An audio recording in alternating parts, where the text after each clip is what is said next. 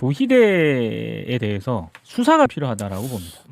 조희대는 작년 내란이 발생을 했을 때 사법행정회의를 엽니다. 내란이 발생을 했는데 사법행정회의를 열었다는 것 자체가 일단 이상하고요. 야, 그 회의가 혹시 계엄사령부 출범했을 때 재판사무협조 뭐 어떻게 하느냐 이거 대책 논의한 거 아니냐라는 의혹이 제기가 됐었거든요. 이 부분에 대한 수사가 필요하고요. 또 하나는 국회에서 비상계엄 해제 결의했잖아요. 그러면 회의 중단해야지. 계속했어요. 회의를 계속했다고. 이거는 뭔가 상당히 이상하다. 그리고 조희대는 지금까지 내란 입장 내라고 판사가 지금 어떻게 될지 모르는 그런 상황이어서 판사들이 요구했는데 안 냈어요. 조희대가. 그리고 제가 가장 의심하는 부분은 이겁니다. 대법원장 공관하고 윤석열 관저하고 너무 가까워. 거의 붙어있다시피 하죠. 그 얘기 안 했겠어? 가서 술 처먹겠다. 조희대가 술을 안 먹는데. 그래서 제가 봤을 때는 이렇게까지 조희대가 똘마니 9명을 데리고 컨트롤 C 컨트롤 V 하는 의혹을 받으면서까지 이렇게 한 거는 지가 연루가 있기 때문에 그런 거죠.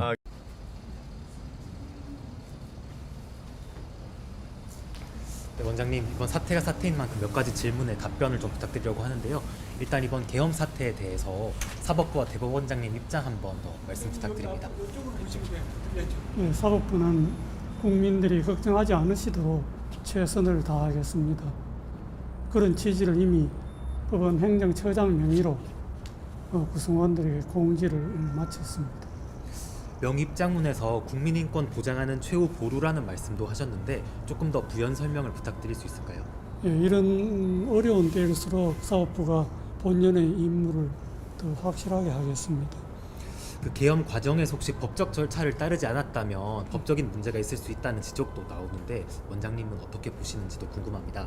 네, 차후에 그런 어떤 절차를 거친지 한번 지켜봐야 될 것 같습니다. 뭐 사실이면 탄핵 사유까지 될 수 있다 이런 말까지 나오는데 혹시 원장님 입장 있으신가요? 네, 그런 부분 나중에 다시 말씀드리겠습니다. 마지막으로 전국 수습 과정에서 사법부가 어떤 역할을 하실지 한 번 더 말씀 부탁드립니다. 사법부는 사법부 본래의 역할이 재판 통해서 국민의 자유와 인권을 보장하는 일이기 때문에 거기에 한치도 소홀함이 없도록 최선을 다하겠습니다.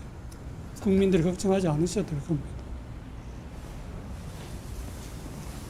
이재명에게 2심에서 항소심이 무죄 선고를 하자 윤석열 검찰은 대법원에 상고했고 조희대 대법원장 등 윤석열이 임명한 10명의 대법관들은 기다렸다는 듯이 시속 200km의 불법 과속으로 항소심 판결을 뒤집는 희대의 파기환송 결정을 내렸다.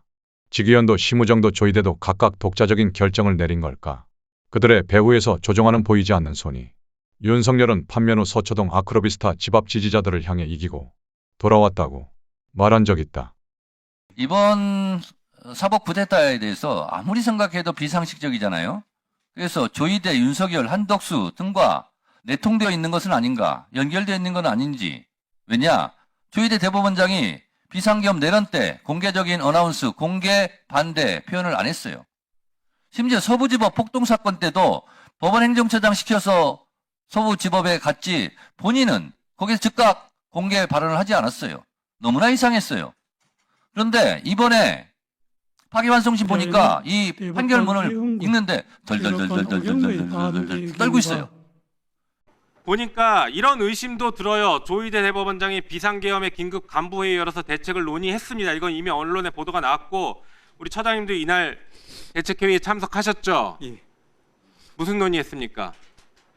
지난번에 말씀드린 바와 같이 우리가 이제 당직자 파견해달라는 그런 부분에 대해서는 우리가 받아들이지 않았고, 그리고 이제 이 부분에 대해서 위헌적인 부분이 있다라는 그런 이야기가 서로 오고 갔습니다.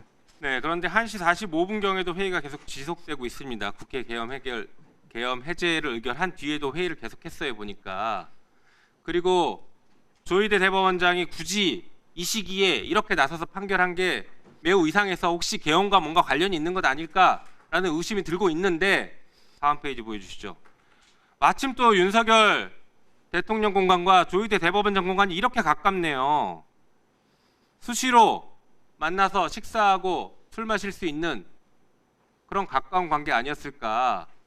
그러다 보니까 알게 모르게 비상계엄을 지원하는 것 아니냐라는 국민적 의구심이 있고, 사실은 저도 안 믿었어요. 어제까지만 해도. 그런데 어제 판결을 보니까 어떻게든 윤석열을 도와주려고 하는 것 아닌가, 이런 의심을 하게 된다는 겁니다. 예, 위원님 말씀하신 관련해서 저희 대법원장님께서 그러지 않다는 것은 제가 분명하게 말씀드릴 수 있습니다. 왜냐하면은 예,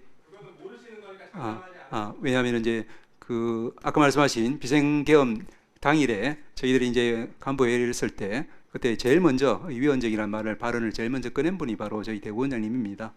그래서 이제 이런 부분에 대해서는 추호도 이제 다른 이제 좌고면 없이 법과 원칙에 따라서 그럼에도 불구하고 현직 판사가 대법원장에 강력 경고해야 된다 이렇게 공개적으로 얘기하는 것에 대해서도 대법원장이 공개적 경고를 안 했습니다. 윤석열에 대해서. 그러니까 의심하는 거예요.